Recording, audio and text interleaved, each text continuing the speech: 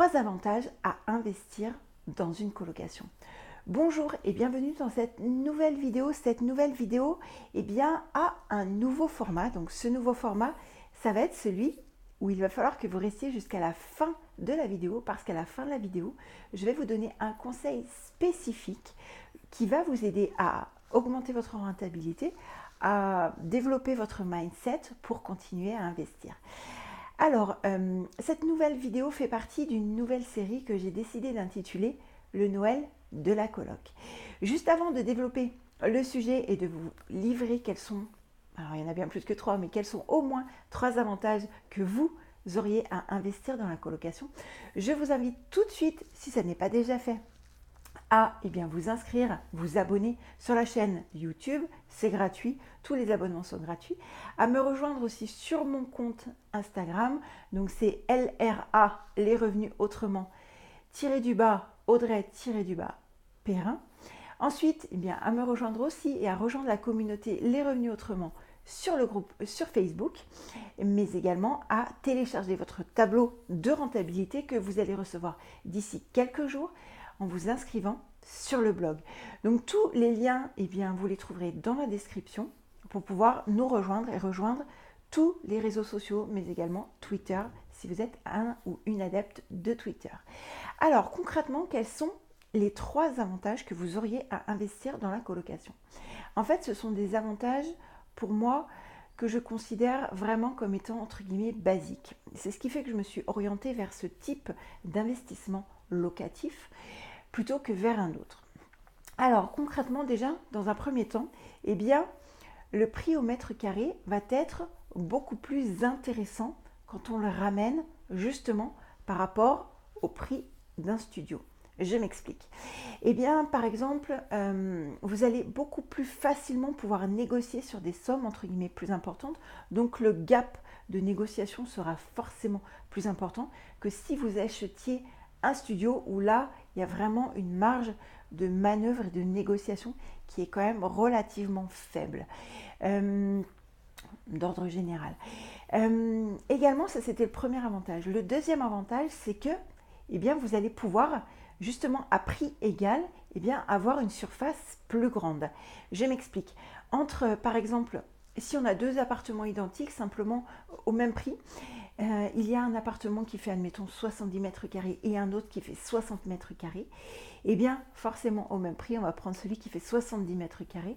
Pourquoi ? Tout simplement parce que dans 70 mètres carrés, avec ces 10 mètres carrés supplémentaires, on peut faire une chambre supplémentaire.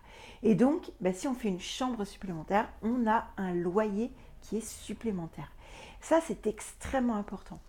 Troisième avantage, ça va être que le temps de recherche va être identique selon que vous recherchiez un studio, une colocation ou même possiblement un immeuble. Après, c'est une question de positionnement et de tarif. C'est-à-dire que concrètement, les visites seront identiques. Vous allez faire le même nombre de visites si vous savez ce que vous voulez. Et vous aurez beaucoup plus, vous serez moins en concurrence avec d'autres personnes et vous allez passer le même temps chez le banquier, avec l'agent immobilier, etc., etc.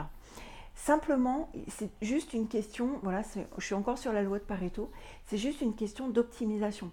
Que vous passiez, j'en sais rien moi, un mois à écumer les petites annonces pour trouver un studio ou un mois à écumer les petites annonces pour trouver un appartement plus grand pour y faire de la coloc et ou un immeuble, le gap est tout à fait différent.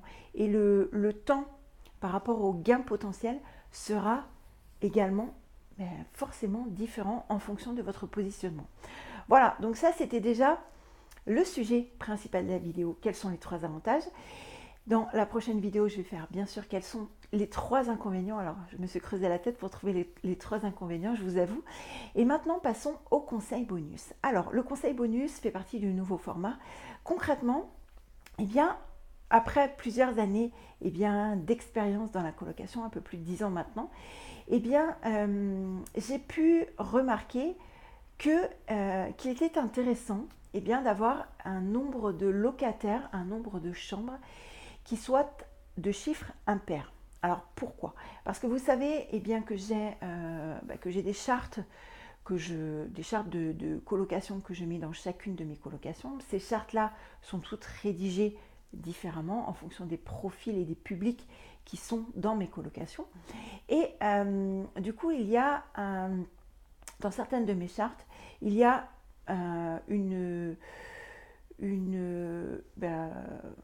charte, une phrase, excusez-moi, qui indique justement qu'en cas de souci, entre guillemets, le fait qu'une personne parte, si c'est elle qui est fauteuse de troubles, sera soumis au vote des autres et au vote de la majorité. C'est la raison pour laquelle, alors c'est pas si simple que ça, mais c'est la raison pour laquelle effectivement à compter de maintenant, normalement, le nombre de colocations, mais surtout le nombre de chambres que je vais louer en colocation, sera de nombre impair. Voilà, j'espère que ce nouveau format vous convient. Je suis désolée d'avoir bafouillé. Et puis, n'hésitez pas, comme j'ai dit, à télécharger votre cadeau. Et puis, moi, je vous dis à très très vite dans la prochaine vidéo. Ciao!